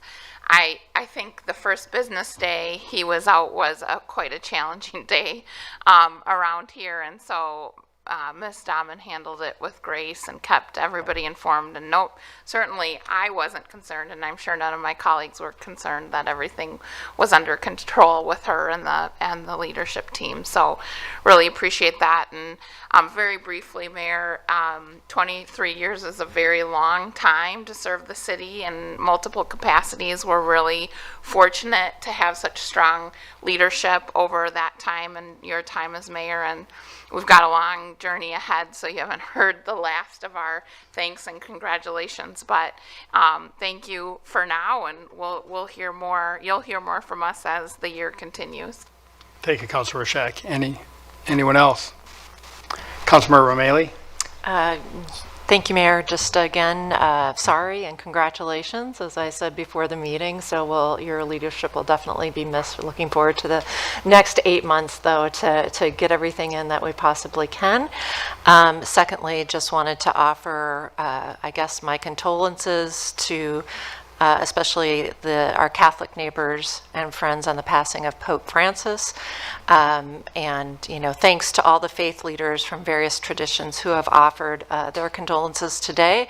Speaking of road rage, maybe they can think about what Pope Francis would do in these situations. I think his example, kind of would serve us all well in these troubling times. Thank you, Councilmember Mailey. Anyone else? Councilmember Calvert? I will keep it extremely brief. We have a stellar staff. Thank you, staff, for being you. And also, Mayor, it has been an honor and a privilege. Thank you all. Anyone else? And we're all good. I mean, it's a little like, okay, anyone else want to say something nice about me? It's not. I'm not really good at this. So let's kind of end it there. But I do have a couple of things. Last week was a busy week. I had a meeting along with Ms. Dahman with Hennepin County about EMS and some work and some improvements that we're looking to Hennepin County to help get made. And it was with our public safety folks and our fire chief and from a number of cities. And I think good things are happening. The goal is to we talked about response times, and clearly one of the measures that every public safety agency keeps track of is response times. But more important than response times, it's good results. And response times are a measure, but results and saved lives are really what we're trying to achieve. And I think we're working with Hennepin County toward that goal to make improvements. And they're going to do I believe a study is going to be implemented to look at things that we can do to improve our public safety response times, because it's not just Minnetonka. We work with Hennepin County for EMS, and we rely on them. But then if you call 911, it's not just an ambulance that shows up. You also oftentimes get a police car that shows up and a fire truck that shows up. So in some ways it's overkill. So the opportunity is, how do you make it as quick as possible and as efficient as possible? But what we're really looking for is improved outcomes. And I think some of the things that were identified in that meeting are moving us in that direction. But I know Ms. Wishnack rolls her eyes when I say this, but I always say public safety is job one in cities, and it really, I know knows I'm not very trainable, but keeping our residents safe and focusing our resources on how to improve our performance in public safety is important. The other thing is Congress was off last week, and so there were many sightings of Congresswoman Morrison, who had she had a town hall meeting. She met with the mayors in her district last Monday, a week ago today, and I attended that meeting, but then I had to leave early because we had the EMS meeting in Eden Prairie. But also she spoke at the Chamber of Commerce meeting, the Wayzata West Metro Chamber of Commerce, and went and heard her comments there. And it's a challenging time in the country. I think that there's a lot of change going on. Some people think some of the change is good. Some of the people think it's terrible. But whenever there's a lot of change, I know for a fact, regardless of what side of the political aisle you're on, change is hard. People don't like change, and we as council members know that. And so while there's a lot of change going on, there's quite a bit of discomfort, and we're seeing that in the markets and seeing that in a lot of places. And so it's to go back to what Councilmember Coakley said. Let's not get mad. Let's be kind. Let's be considerate. Let's go the extra mile to care about the people that we live and work with and interact with. Because we need some kindness in our society now, regardless of what side of the aisle you're on. We need to be compassionate and considerate to one another. So I don't want to sound too much like a preacher, but I think it's really important for us to bear that in mind while we are going through dramatic change in our country. So I think that's important. So that will end the reports from city manager and council members. Next item on the agenda is citizens wishing to discuss matters not on the agenda.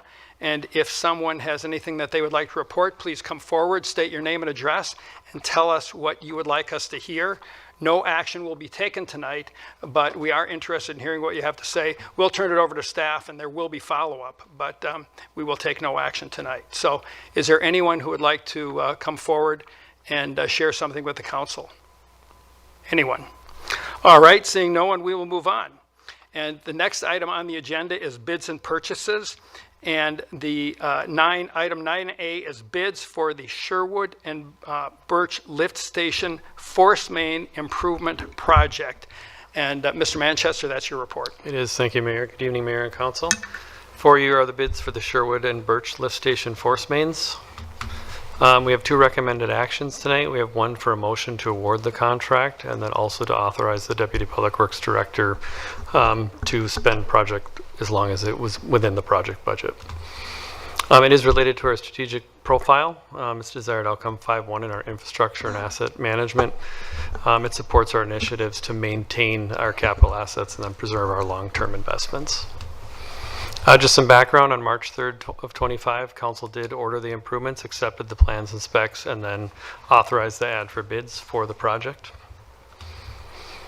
Just kind of a recap, the existing Birch Force Main, the lift station is actually located in the northeast corner of Hopkins Crossroad and 394. The original work was done in 1969. It underwent a rehab in 23 and 24. It collects sanitary sewer from the area of 394 in the Ridgedale Center area, as well as between 484 and Hopkins Crossroad. It is a 12-inch diameter force main, which is a very large piece of infrastructure, and it does cross 394 as part of the lift station force main. There is a piece that has reached the end of the useful life, and it's the Wayzata north, south to Crestview Drive. The Sherwood, in the Sherwood Forest area of Hopkins Crossroad, this was constructed in 1973. It collects Sherwood Forest in a number of the adjacent neighborhoods. This is a 6-inch force main. There originally existed a 4. We would upgrade that to a 6, and this is around 50 years old in the same situation. Just on the map, there is the pink section further south that crosses 394 is the section we are looking at this evening. The lift station is further north, but that is the piece we would include as part of the project. It's a new 12-inch force main. It would be directionally drilled. It would cross under 394. We did look at the sizing as we do projects like this to make sure they're set up for the future, to make sure we can accommodate future flows. This would be encased, so if we do cross a major transportation roadway like 394, we put a pipe around the pipe just to make sure if there was anything compromised or a break in the middle of 394, for example, anything would move to the outside area of that casing and not compromise the freeway. So we don't anticipate any traffic impacts to 394. There would be some impacts temporary to Wayzata Boulevard and then Archwood, but we would maintain traffic during construction. The other piece is a small segment, the north-south on Hopkins Crossroad. You can see in kind of the orangish color. The county is overlaying Hopkins Crossroad this summer, so this work will be completed ahead of that, and we would replace that section. There is another piece of this, the Sherwood lining, that we would come back to council in the future. With that project, it's not included. This would be a 6-inch force main installed directionally drilled. Again, we would make sure the sizing is appropriate for future work or development in the area. There would be some small impacts to Hopkins Crossroad for traffic, and there would be some temporary closures for some of the side local streets. We would make sure to work with the neighbors and maintain traffic. And then, as mentioned, it would be ahead of the county's planned overlay on Hopkins Crossroad. We opened bids on April 3rd, 2025. 6 bids were received. The low bidder, Meyer Contracting, has done work in Minnetonka before. The funding for this is shown in your packet. It's under our utility fund in 2023 and 25, the capital improvements. And then if council decides to move forward with the actions, we would begin this spring and it would be completed this summer or fall. There are the 2 recommended actions. So the first would be to a motion to award the contract for the Sherwood and Birch Lift Station Force Mains Improvement Project number 25907 and 23907 to Meyer Contracting in the amount of $1,101,258, as well as authorize our Deputy Public Works Director to expend the allocated funds for the project without further council approval, provided the total project cost did not exceed the budget of 1.9 million. And with that, I'll turn it back to the council and mayor. Any questions? Thanks. Thank you, Mr. Manchester. Council, any questions on this item or comments? Councilmember Mailey? Thank you, Mayor. Mr. Manchester, thank you for that report. I just had a question. There's a pretty large gap between the RFP, the bid, the winning bid, and the budget. Is there any thoughts or concerns that that bid may have to increase because of economic issues due to tariffs and other things coming into play? Yeah, good question, Councilmember Mailey, Mayor and Council. And we always have that concern. If this project is bid, if council authorizes this, what we would hold the contractor to. We've talked to them about their numbers, certainly. At this point, they haven't said anything. So we would move forward assuming that these prices are what we would pay. All right. But there's not, I mean, we don't have a not to exceed or anything in this contract. Oh, it is. Sorry. Yeah, we do. It's bid prices, and so we would hold them to those prices. But I meant a not to exceed in their initial bid, not what our project, not our budget has. Sorry, I was answering a question from Council Member Wilburn. So their contract does not have a not to exceed on the 1.1 million. It could exceed that. They would come back and renegotiate based on economic situations and such. They would have to, Councilmember Mailey, Council. The contract we would have would be for this 1.1 million. We do have a project not to exceed of the 1.9. Certainly, if they came back, it could be covered in a contingency, but we would hold them to the 1.1 million. Okay, great. Thank you. Very good. Are there any other questions? Or any comments or a motion? Councilmember Wilburn.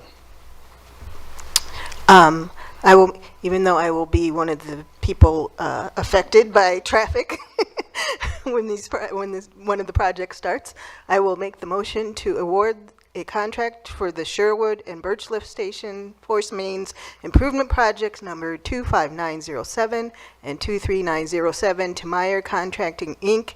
in the amount of $1,101,258, and authorize the Deputy Public Works Director to expend the allocated funds for the project cost without further council approval, provided the total project costs do not exceed the project budget of $1.9 million. Thank you. Is there a second? Councilmember Calvert? Thank you, Mayor. I'll second.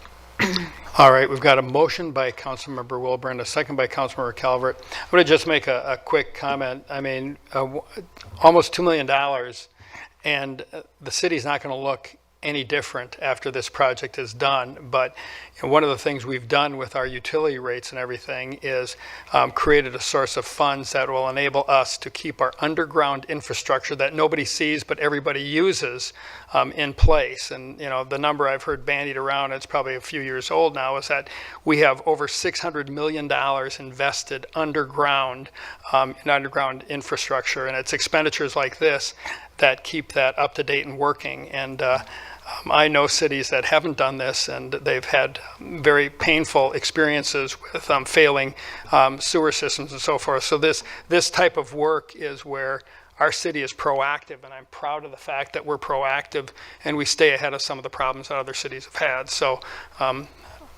all good. So we've got a motion by Councilmember Wilburn and a second by Councilmember Calvert. Ms. Falk, please call roll. Coakley, Yes. Foster Bolton, Yes. Shack, Yes. Wilburn, Yes. Calvert, Yes. Vermaley, Yes. Wearsome. Yes, motion carries. Item 10 is the consent agenda, and the consent agenda items are items that are typically routine. So we will not act on them individually. I will read them into the record.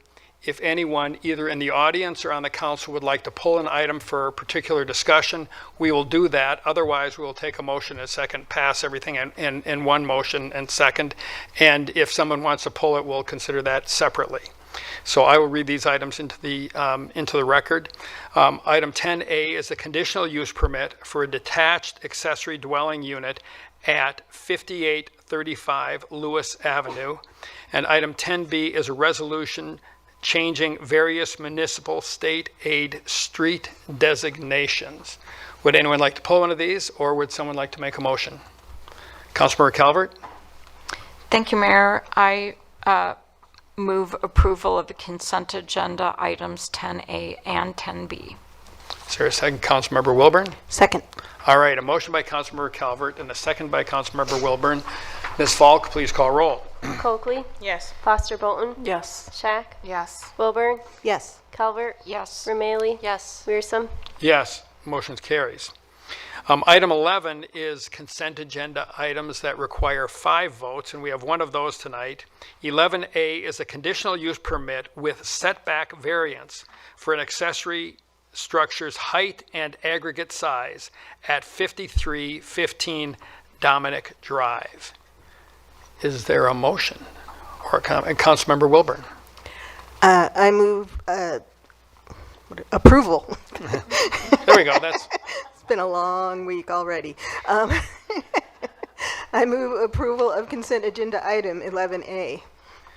And is there a second? Councilmember Shack? Thank you, Mayor. I'll second. All right, we've got a motion by Councilmember Wilburn, a second by Councilmember Shack. Ms. Falk, please call roll. Coakley, Yes. Foster Bolton, Yes. Shack, Yes. Wilburn, Yes. Calvert, Yes. Romaili, Yes. Weersum. Yes, motion carries. Item 12 is introduction of ordinances. We have one item. 12A is items concerning First International Bank and Trust at 10801 Wayzata Boulevard. And Ms. Thomas, I believe that's your report. Thank you, Mayor Weersum and council members. This property is located just east of the Hopkins Crossroad I-394 interchange on the south frontage road there. It was originally developed in 1985, which is a few years before the planned I-394 zoning district was actually created. And so there's no master development plan for this property.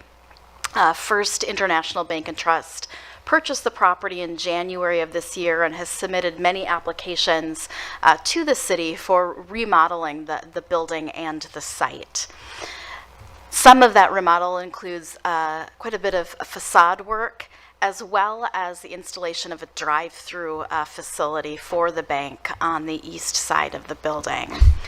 The drive-through facility requires a conditional use permit, and under the PID ordinance, a conditional use permit triggers the need for a master development plan.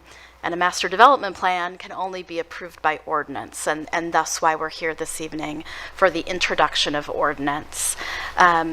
We do recommend that the council introduce this and refer it to the Planning Commission so they can evaluate the project as a whole. Thank you, Ms. Thomas. Council, any questions regarding this item? It's an introduction. No action other than introduction. So if there are no questions, would anyone like to either comment or make a motion? Councilmember Calvert? Thank you, Mayor. I make the motion to introduce the ordinance and refer it to the Planning Commission. And is there a second? Councilmember Romaili? I'll second. Very good. So we've got a motion by Councilmember Calvert and a second by Councilmember Romaili. And before I ask for Ms. Falk to call roll, is there any, I mean, this does involve a drive-through, and sometimes drive-through get a little controversial. Is there anything in particular that we as a council would like the Planning Commission to look into as they consider this? Because I just didn't want to let it slide by. I mean, bank drive-throughs are pretty benign compared to some others, but I just didn't want to let the opportunity go by. This is an opportunity to get the Planning Commission to look into something if we think we have any particular concerns. I'm not seeing any, so we've got a motion to second. Ms. Falk, please call roll. Coakley, Yes. Foster Bolton, Yes. Shack, Yes. Wilburn, Yes. Calvert, Yes. Romaili, Yes. Weersum. Yes, motion carries. So item 13 is public hearings, and we have one of those tonight. And 13A is an off-sale intoxicating liquor license for BSA Liquor House LLC doing business as Strong Liquor and Wine located at 11048 Cedar Lake Road. So we have a public hearing that's open, but Ms. Wishnak, you get to go first. Thank you. Thank you, Mayor and council members. This is, as we described last time when we were in front of you, a three-party agreement for a new business entity to buy and purchase the business under the name BSA Liquor House LLC. And they have submitted all of their application information, their fees, etc. The background report was included in your private packet for review. No findings were noted in that report. Just one other notable thing is, if you haven't noticed, we have a link now to our Minnetonka Matters page, which we have a listing of all the liquor licenses that the city is considering. We've always posted them on site. You see the big blue signs on the site, but then where people should go at the city website was kind of confusing and a little circuitous. So hopefully that's helping people if they're interested in what that sign is about. It's on one page. The link is in your packet if you want to refresh your memory. So thank you, Mara. I'll turn it back to you. All right. Well, thank you very much. So, Council, any questions quickly? Okay. So this public hearing has been opened, and if someone would like to come forward and comment on this, if the applicant's here and they'd like to comment, they're welcome to, but are not required to. So we don't have too many people left in the audience. So if someone wants to come forward, great. Otherwise, if not, I will close the public hearing and bring it back to the council for consideration. Council members, any comments? Councilmember Calvert? I just found it fascinating that 3 engineers from India have jointly gone into business with the liquor store. So I'm sort of interested to see what happens with the business. I just think it's fascinating, and I wish them well. And it's good to keep the business there on Cedar Lake Road. So I'm happy to see what seemed like 2 sort of highly intellectual, highly qualified people purchasing the business. But that's all I've got. All right. It was kind of fun. Any other comments? Anyone? I'm going to make a quick comment because, I've been doing this for a while, and I've seen a lot of these applications come, and we always get the background report, and we don't share the details. That's private. But I've never seen 3 owners with as clean a background report as this. I mean, those background reports are really good, and if you talked back to your 3rd grade teacher, it sometimes appears in these background reports, and these were all 3 just squeaky clean, so that was kind of unusual. But with that, I'd take a motion from anyone. Councilmember Shack. Thank you, Mayor. I move that we grant the license. Very good. Is there a second? Councilmember Calvert. A second. All right. A motion by Councilmember Shack and a second by Councilmember Calvert. Ms. Falk, please call roll. Coakley. Yes. Foster Bolton. Yes. Shack. Yes. Wilburn. Yes. Calvert. Yes. Vermaley. Yes. Weersum. Yes, motion carries. Next item is other business. We have one item of other business, and it is a development proposal, items concerning Tonka Flats subdivision at 15917 Minnetonka Boulevard. And Ms. Thomas, your report. Thank you, Mr. Mayor. This property is located in the southeast quadrant of the Tonkawood Road, Minnetonka Boulevard intersection. The site is about 3 acres in size, and just over 1 acre is actually considered a 100-year floodplain. There are 2 floodplain areas, one on the northeast corner of the site and one on the southwest corner of the site. As you can see, there's a significant growth of trees in both of those areas, so they're not areas where water is regularly standing, but area where water would flow in the event of flooding or a 100-year storm event. The site contains 200 trees, primarily box elder, green ash, and mulberry. And but for those natural features, the site is vacant. There were 2 homes on the property. Both were demolished in 2021. The applicant is proposing to divide the property into 4 lots. We have a reorientation of the map here. So Minnetonka Boulevard is on the left, Tonkawood Road on the right here. The request before the council is threefold: to approve the preliminary plat, the final plat, and then a floodplain alteration permit. And staff does support those requests for 3 reasons. First, we find that the floodplain alteration is appropriate. This is a unique site. I'm going to try to walk through this diagram. The areas that are in light blue are the existing floodplains on the property. Those are two landlocked basins, meaning there's no natural or man-made outlet to those areas. And generally, when we have the opportunity to provide outlets, we find that that's a good thing from a planning and engineering perspective. The floodplain alteration on this project would be accomplished in two ways. First is that pipes would be added, outlet pipes added to both the north and south basins, allowing those to outlet then into the city's storm sewer system in Tonkawood Road. That outlet alone naturally lowers the floodplain elevation. Without any grading or anything else occurring, the floodplain elevation just drops.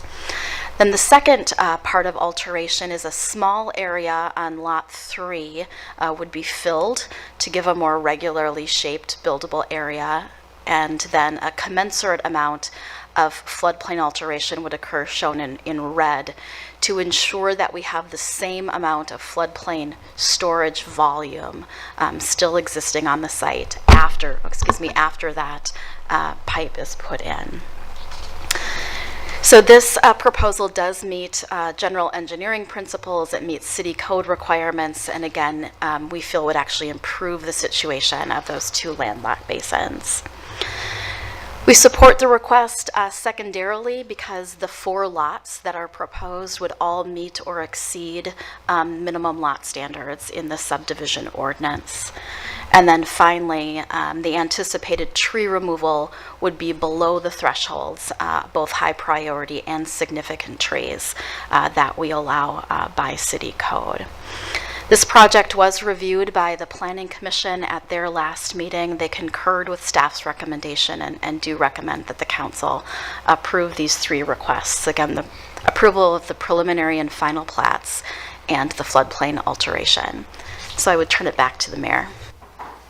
Thank you, Ms. Thomas. Council, any questions on this proposal, Tonka Flats, corner of Tonkawood Road and Minnetonka Boulevard? Councilmember Romali. Thank you, Mayor. Since this is in my ward, and I met with the owners last summer on this, and I guess I do have a question or two. Originally, when I spoke with the resident, I think, my hope and their hope was to, have a higher density, like 7 to 8 houses in this area. And I was just wondering what happened to that, kind of proposal, if that, was proposed and what happened there, because I've kind of been out of the loop since then. Mayor Werson and Councilmember Romali, staff also had we had initial and additional conversations with the property and the owner and the applicant about potentially twin homes on the site or some type of rezoning. I think ultimately, based on current zoning restrictions and what would be the easiest path forward, not just for a zoning standpoint, but from just the natural features on this site, the buildable area, as well as the tree removal, this seemed to be the most appropriate path forward and was the application that was received. No, I understand. So there just wasn't the buildable area to support a twin home application, it sounds like. Yeah, from staff's perspective and based on what we saw in the drawings that we saw, I would agree with that. Okay, so it wasn't an issue of floodplain or tree ordinance or anything like that? Mayor Wearsome and council members, all of that would kind of, in total, realize the buildable area of the site.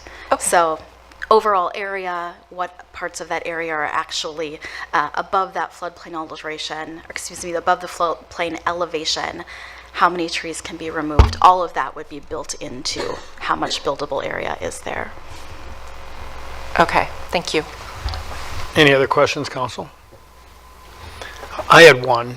Sorry, I did not ask this of Ms. Dahman or Mr. Funk today, but as I reviewed this, you can see that where the driveways are, and the point was several people had made the point that you want to make sure that when you're pulling out on Tonkawood Road, that the car is facing forward and not backing out on Tonkawood Road. And Tonkawood Road is not a terribly busy road, but it's a busy enough road, and at certain times of the day, there can be some traffic on it. And so there was talk of a turnaround in that area, and I'm seeing a pretty rectangular looking driveway here, and I know that maybe not the full dimension of the intended driveway, and maybe it's just a space allotted, but I didn't see the idea of a turnaround there, and I think it would be somewhat comforting to me to see that there's indeed going to be a place where you can back out and do a Y turn or whatever, so that you're facing forward when you pull out of those driveways. So I just throw that out. I mean, I think it's there, but I'd like to hear that it's there. Mayor and council members, indeed, that is included as a condition of approval. You're correct, it is not shown on the plans, but as a condition of approval in your resolution, on page 9 of the resolution, all driveways on Tonkawood Road must have paved turnarounds as part of the driveway construction. Very good. Thank you. As long as that's clear and we get that, that's what I'm concerned about. It's just a safety concern. Council, is there anything else before I ask for a motion? Would someone like to make, Councilmember Shack, did you have something? Thank you, Mayor. I was just going to acknowledge the letter in the packet regarding kind of a missed opportunity for a different housing stock. And I appreciate the letter and the sentiment, and I think part of the work we're doing with the zoning code is to address maybe parcels like this where maybe there would be a different opportunity. Although I will say, given the traffic conditions and the posturing of that intersection, I'm not sure it would be a spot for density, but it might be a twin home or some other. And so I want to acknowledge we're working on that, but we have the zoning code that we have right now, and we have the project that we have in front of us, and it seems like a nice project that would be, it looks like single level living, perhaps, or not. But one way or another, I support the project, but I do recognize that hopefully in the future we'll have an easier time maybe getting some different types of applications going forward. Thank you, Councilmember Shack. Are there other comments? Councilmember O'Malley. Thank you, Mayor. Yeah, thank you for those comments. I agree, and I hope that, encourage the Zoning Commission task force to take that, kind of situations like this into consideration. We've had a couple of these since my time on council over the last year or so, and, especially when you were on arterial roads like this, and this is kind of the corner of two arterial roads, it would, seem like such an ideal place or such a good place to try to get increased density like we have at, Sanctuary, like we have, at some other, developments around there. When I had spoken with the owner initially last summer, there was hope of even thoughts of putting affordability, at least one or more units of affordable housing in there that we could do for land trust and things like that. So, recognizing everything that has been said, totally agree. But, again, hopefully, as we look to update and maybe alter our code going forward, this situation can be taken into account. Thank you. Other comments, anyone? Councilmember Calvert. Just quickly, I also appreciate the letter, and I appreciate the comments on the dais tonight, and I also appreciate our environmental protection ordinances, which I think are also important here. There are a lot of, there may be significant trees that are just box elder trees, and I don't know that mulberry trees or some of the other, the ash trees are really valuable at this time, and it is really sort of brushy, almost like undergrowth in a lot. There's not really a park-like setting. However, it is still habitat, and we do have those basins in the floodplain. It's been a little bit dry, but we have had some extraordinarily wet years So I appreciate the work being done on the floodplain alteration, just making sure that our water quality and stormwater management is being attended to there on the property. And, I walked it and it seems relatively flat, but there's a lot of contour there. So it would be a pretty drastic change to the property to make it more dense. I do think that we are missing some opportunities on some larger parcels, and looking at the properties on, for instance, Plymouth Road that are under construction right now. If we're going to do what we're doing there and just literally chop down our woodland preservation area, more density would have made me happier if it's going to look like that anyway. So, I think we have to. I think there's value in the case-by-case argument, and I also think there is value. I mean, there's a reason that we're revisiting our code. Thank you. Any other comments? I'll comment quickly. I know this property pretty well. I've probably driven by it 500 times and run by it, 100 times. I mean, I know the property well. And I will remind my fellow council members, while we may have designs for greater density, this is double the density that was there previously. So we are increasing density. It's just not as much as maybe some of us would like.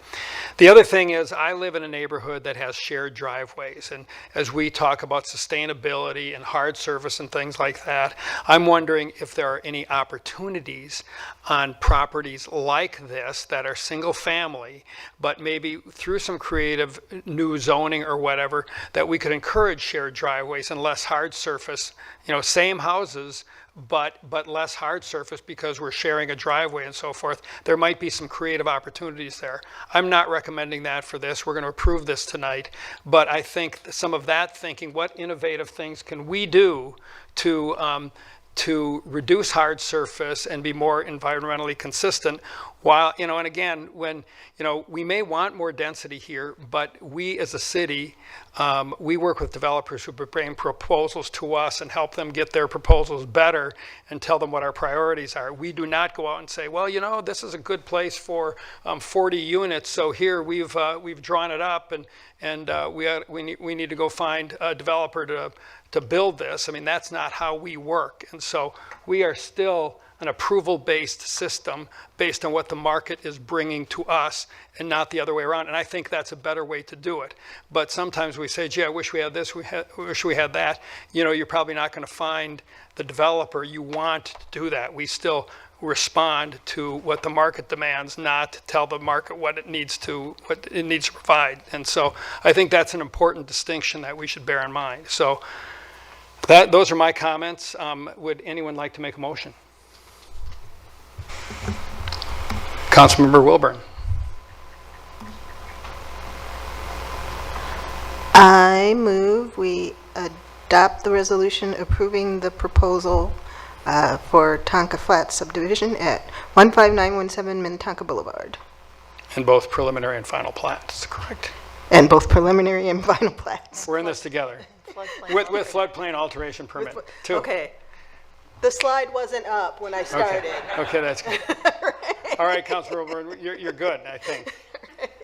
And Councilmember Romali? Thank you, Mayor. I'll second. All right, this is a team effort. I just want you to all know we help each other out here. So we've got a motion by Councilmember Wilburn and a second by Councilmember Romali. Ms. Falk, please call roll. Coakley, Yes. Foster Bolton, Yes. Shack, Yes. Wilburn, Yes. Calvert, Romali, Yes. Wearsome. Yes, motion carries. Item 15 is appointments and reappointments. We have none. And item 16 is everyone's favorite motion at 7:31. Is there a motion to adjourn? Councilmember Wilburn. I move adjournment. Is there a second? Councilmember Calvert. Second. We've got a motion by Councilmember Wilburn and a second by Councilmember Calvert. All in favor say aye. Aye. We are adjourned.